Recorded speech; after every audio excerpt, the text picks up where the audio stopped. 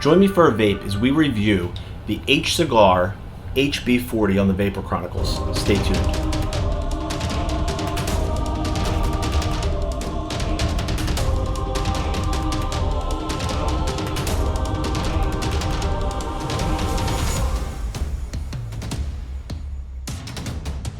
Hey everybody, and welcome back to this edition of the Vapor Chronicles. Tonight we're going to take a look at an authentic DNA 40, and this everything was sent to me for free for the purpose of this review from gearbest.com.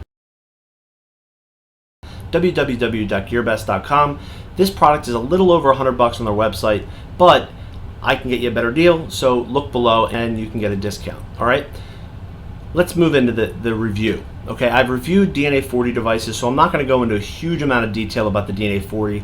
Some people love them, some people hate them. I think that they are a little underpowered if you're into wattage.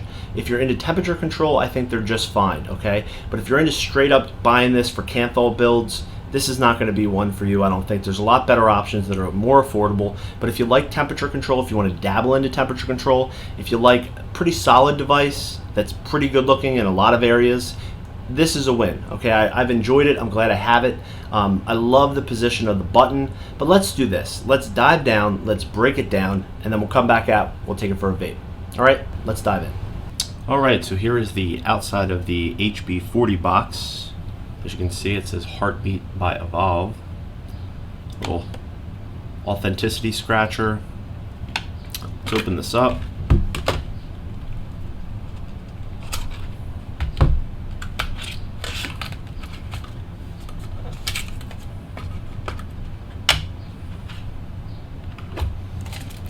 And here you have some general information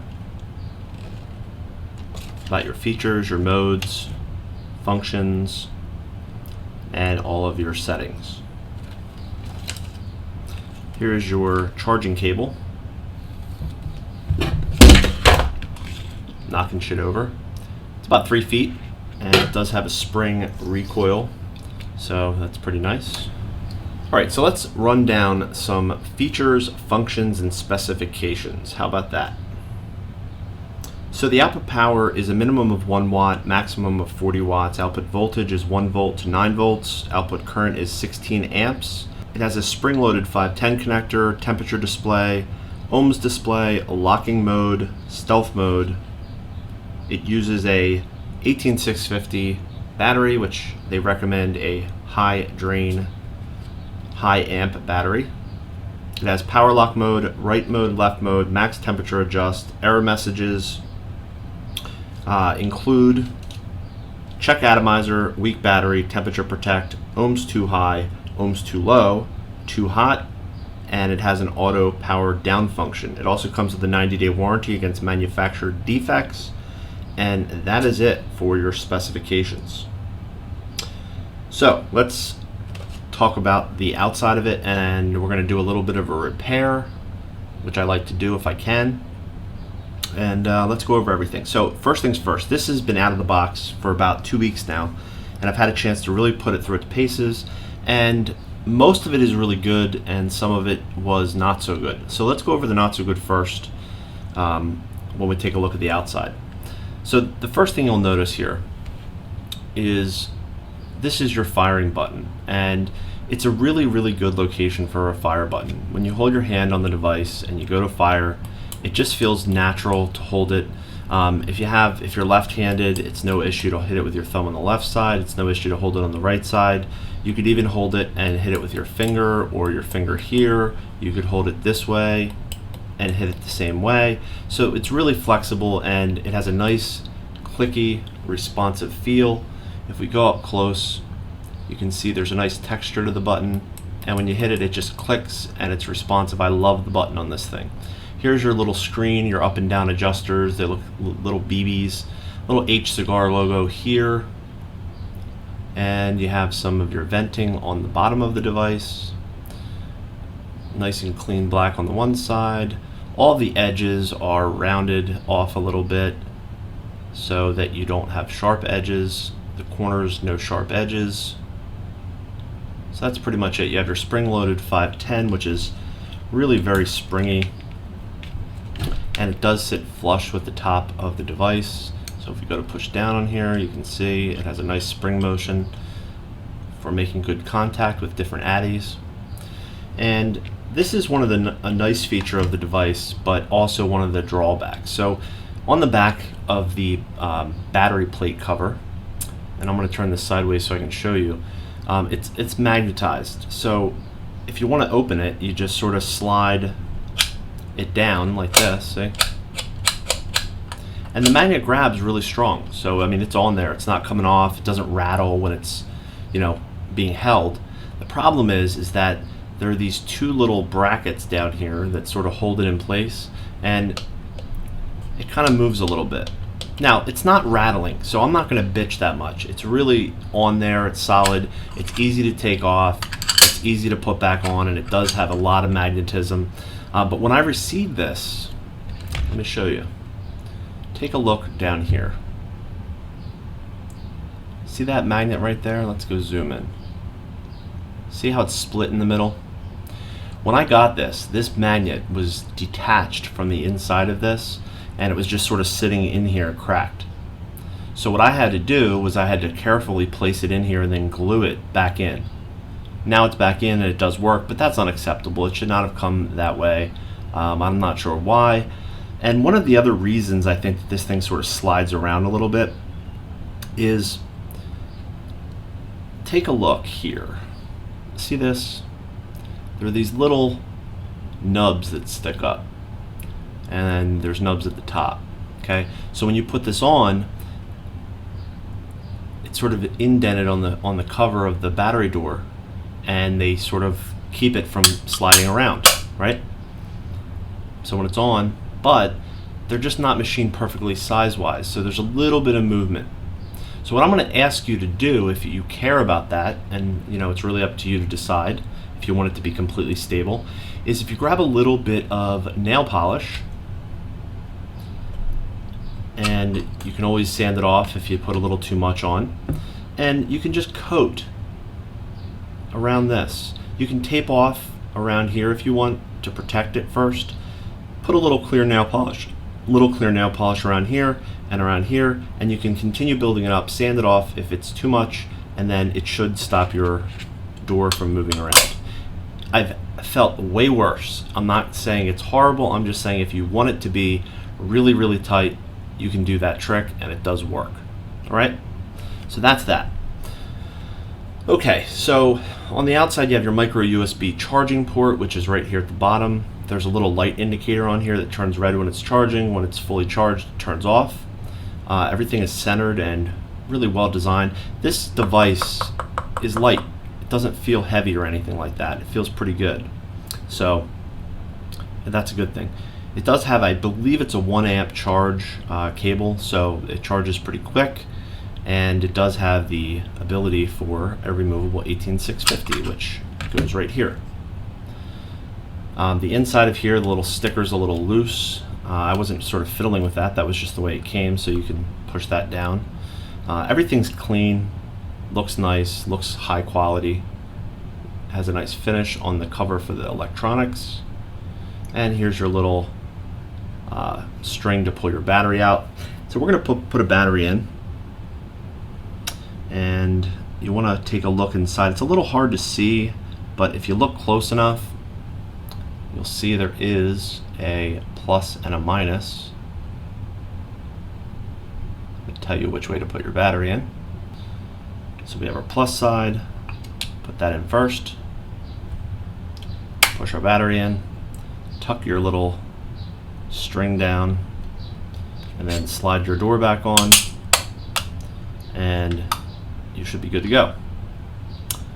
So turning on the device, you just push the button, it'll say Evolve DNA 40 and it's already on.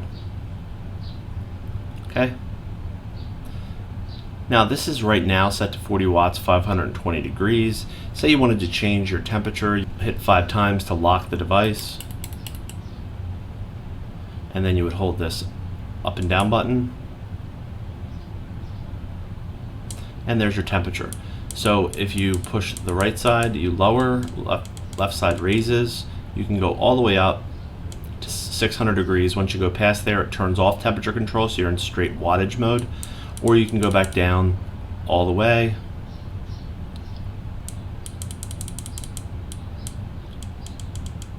Let's set it to 480 degrees. To lock it in, you hit the button 5 times. Now it's set for the temp that you want. Now you'll notice how it's in voltage mode. So let's put an addy on here. For this review, we're going to use this new tank that I'm testing out. This is the Smoke Me Subverter Mini Tank, and it has a temperature control coil in it, a nickel coil. So we're going to attach that to the device. And once we do that, and we hit the fire button, it senses there's a new coil on here. Now this has to be room temperature, your mod has to be room temperature.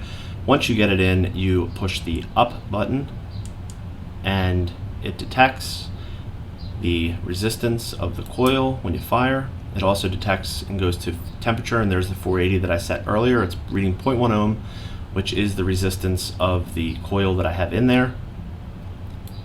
And you can lock in your resistance, which I recommend, by holding these two buttons down together. Hold this down, and you'll see that little lock icon there. So that means your resistance is locked. To unlock your resistance, if you wanted to, you would just press these two buttons again and it would unlock the resistance. All right, so we have it set to 40 watts, 480 degrees Fahrenheit, and I'm not going to do a dry cotton burn on this. We all know that the authentic evolved DNA 40s work very well for the dry burn test, so that's just silly. It's a waste of time, and I'm not going to bore you or bore me by doing it. What I will do though is show you some of the features here. So say you want to lock your device, okay? So you hit this button 5 times, that locks it. So now it's not going to fire, okay? Unlock, 1, 2, 3, 4, 5. Now it's unlocked, so now it fires. Now, in order to do any of the screen switching or flipping, or to lock your settings in, you hit this button 5 times, 1, 2, 3, 4, 5, it's locked. Then hold the fire button and the up button, and that goes from right mode, and then it'll say left mode. And what that does is it switches the orientation of the screen. Hold it again. Now it's in right mode. And you can also hit the fire button and the down, and that goes from normal mode to stealth mode, which turns the screen off. So it only 1, 2, 3, 4, 5. Let's unlock. So when you fire, it's not going to light the screen up. Let's go out of there again. 1, 2, 3, 4, 5. And then we hold it down, and it'll go from stealth mode back to normal mode. The screen has a nice sharpness and clarity to it. I don't see any inconsistencies in the color. The buttons all work well. The quality of the case is light, but it feels well built. So that's pretty much it. That's the function of the chip. So we have this temperature controlled tank on here. So let's zoom back out. Let's take it for a vape, and we'll break it down, and I'll let you know what I think. All right, guys, let's zoom out. Okay, so in this review, I am using the Smoke Me Subverter tank.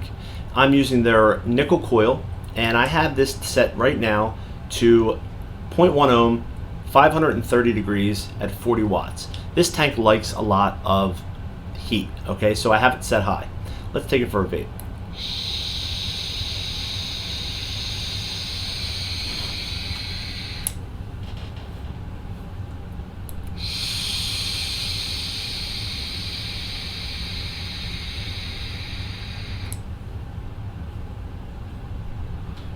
I love these coils. They fit in the Atlantis. So if you want to look up Smoke Me, look up their nickel coils, put it in your Atlantis. They vape really, really well. They have tons of wicking, and the flavor is excellent.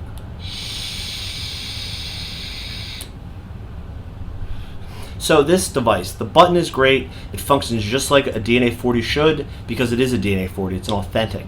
So you can't really beat it for the price when all the other devices are $160, $170, $200, $300. This is a great value segment, higher end device. The fit and finish, I'd say, is about a B+. I didn't like that my battery door had that little issue that we talked about in the up close, and this could be tightened up a little bit on the back. A little tiny movement Not a killer, but it could have been a little bit better. Everything else about the device works excellent. I'm really, really digging it. I like the USB charging port here. The screen is nice and easy to read right on the front. It's a good looking device. Tanks fit flush on the top. There's no gap.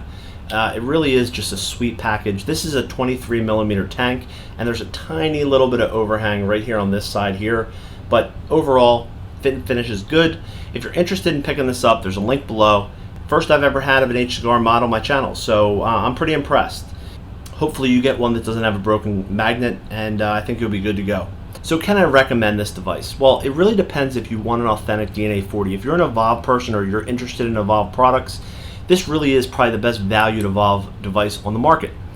With that said, there are so many other products right now that are coming out onto the market every single day that function and perform really, really well. Okay, I just got the new e-cig from Joytech in, and that thing controls temperature wonderfully, and it's cheaper than this. There's a couple other products that I see on the horizon that are coming out. So if you want an Evolve chip, pick this up. If you want to see how the market looks in a month from now, there might be a lot more options. It's up to you. That's the beauty. Many, many choices, lots of competition, lots of products for us to enjoy. If you like my channel, please click the button below and subscribe.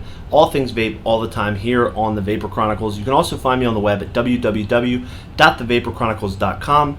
And if you like temperature control, if you like innovative products, why don't you join me, join the fight, join today, www.casaa.org, CASAA. Thanks for watching this edition of the Vapor Chronicles. Have a great week. I will see you really, really soon.